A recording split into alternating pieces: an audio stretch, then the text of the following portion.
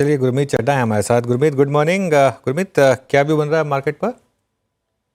अनुज, good morning. Sorry, एक थोड़ा technical glitch आ गया था लैपटॉप में। Sorry for the delay. Anuj, दो तीन चीजें हैं जो हमें थोड़ा ट्रैक करनी है नियर टर्म के लिए, स्पेशली एफआई फ्लोज के पॉइंट ऑफ व्यू से। एक तो जो बॉन्ड यील्ड है वो काफी हार्डन हुई है, और ये खाली यूएस में नहीं हुआ है।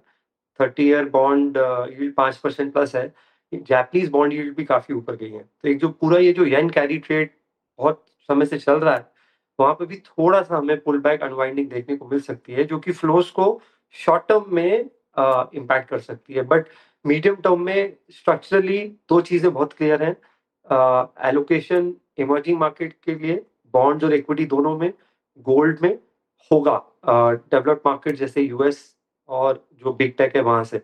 बट बीच बीच में आपको tariff related uncertainty, bond yields का शार्प मूवमेंट देखने को मिलेगा। तो इसलिए आप रोज के बेसिस पे जो एफआई का नंबर है वो आपको थोड़ा कंफ्यूज कर रहा होगा। सेकंड, हमें ऐसा लगता है कि थोड़ा सा अर्निंग पिक्चर और बेटर होने की जरूरत है अगर निफ्टी को 25,000 के ऊपर जाना है और डिसाइसिवली जाना है। तो अभी तक अगर आप अर्निंग ग्रोथ देखें, जो पूरा सीजन हुआ है लगभग खत्म हो गया है 95%। ब्रॉडर मार्केट में करीबन 10-10.5% की अर्निंग ग्रोथ है, एटलीस्ट जो यूनिवर्स मैं ट्रैक कर रहा हूँ। तो ये ग्रोथ 12-13% आना जरूरी है। तो थोड़ा सा अर्बन रिकवरी बाजार देखना चाहता है, थोड़ा सा मॉनसून थोड़ा अर्ली है, रूरल में और स्ट्रेंथ देखना चाहेगा। और ये थोड़े से जैसे इंडिकेटर्स बेटर हो जाएंगे, मुझे लगता है बाजार फिर ही करेगा।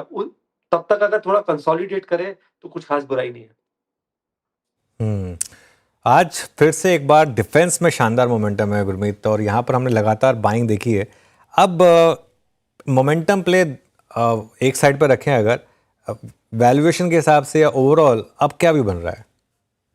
अनुज, वैल्यूएशन डेफिनेटली स्ट्रेच हो गए हैं, और हो सकता है कि यहाँ से नियर टर्म रिटर्न 6 महीने 12 महीने का थोड़ा सा सॉफ्ट रहे, डिसअपॉइंट भी कर सकता है, क्योंकि काफी सारी अच्छी न्यूज प्राइस में है।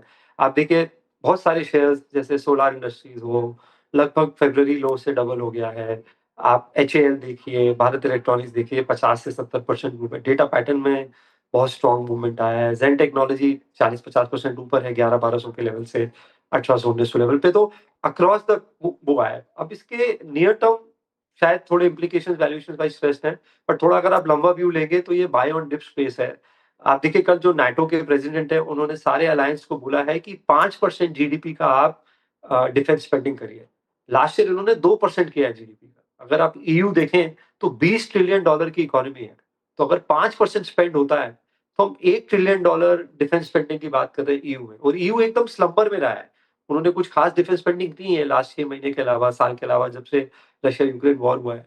तो ये एक बहुत बड़ा एक्सपेंडिचर है। ग्लोबल मिलिट्री एक्सपेंडिचर लगभग लगभग 2.7-2.8 ट्रिलियन डॉलर है। और यहाँ पे अगर 15% की ग्रोथ आती है तो आप बहुत हाई डिफेंस स्पेंडिंग की बात कर रहे हैं। तो मुझे लगता है कि इंडिया में एक्सपोर्ट स्पेस सरप्राइज करेगी। एक तो गवर्नमेंट का भी इमरजेंसी परचेज होना है 40,000 करोड़ का, उस वजह से स्टॉक्स में मोमेंटम है। सेकंड ट्रिगर प्रोजेक्ट कुशा है, आपको लेवल 2 लेवल 3 थोड़ा जाना पड़ेगा। प्रोजेक्ट कुशा उन्होंने जो है वो S-400 और आकाश का बेटर वर्जन बनाना चाहते हैं, अगर 2 वे 3 वे अटैक हो इंडिया पे अगर ड्रोन और मिसाइल से। तो ये लगभग लगभग 40,000 करोड़ का प्रोजेक्ट है। तो इसमें बहुत सारे बेनिफिशियरीज होंगे, भारत इलेक्ट्रॉनिक्स होगा, बहुत सारी कंपनीज होंगी। तो थोड़ा सा लेवल 2 जाने की जरूरत है।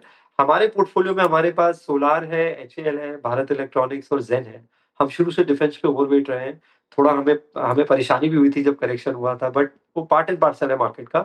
हम भारत इलेक्ट्रॉनिक्स पे थोड़ा वेटेज और बढ़ा रहे हैं, और थोड़ी सी कुछ एंसिलरीज ढूंढ रहे हैं जो ब्रह्मोस से और प्रोजेक्ट कुशा से रिलेटेड है, जहां पे हमें लगता है शायद अपॉर्चुनिटी साइज और बड़ा है।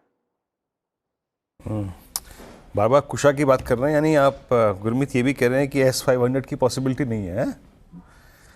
नहीं, मुझे लगता है कि क्योंकि बाजार में न्यूज के पहले प्राइसेस बढ़ जाते हैं, और काफी तेज मोमेंटम आया है, तो मुझे ऐसा लगता है कि नियर टर्म में है। थोड़ा सा केयरफुल रहना चाहिए, कैरिड अवे नहीं होना चाहिए। वो गलती मत करिए जो आपने डिफेंस फंड और ये सब सब्सक्राइब करने में करी थी लास्ट ईयर।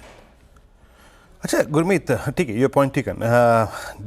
ये जो अर्ली मॉनसून था उसको कल थोड़ा एफएमसीजी सेलिब्रेट कर रहा था। कल हमने टू व्हीलर स्टॉक्स में बहुत स्ट्रॉन्ग मूव देखा था। आज तो हालांकि वो कोलैप्स हो रहे हैं।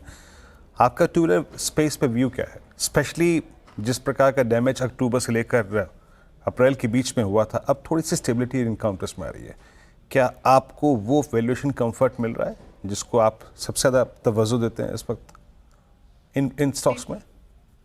टू व्हीलर्स की बात कर रहे हैं वीरू जी, आप की रिटेल स्टॉक्स की बात? हाँ हाँ हाँ, hero MotoCorp, Bajaj auto, TVS हाँ मोटर्स। हाँ जी।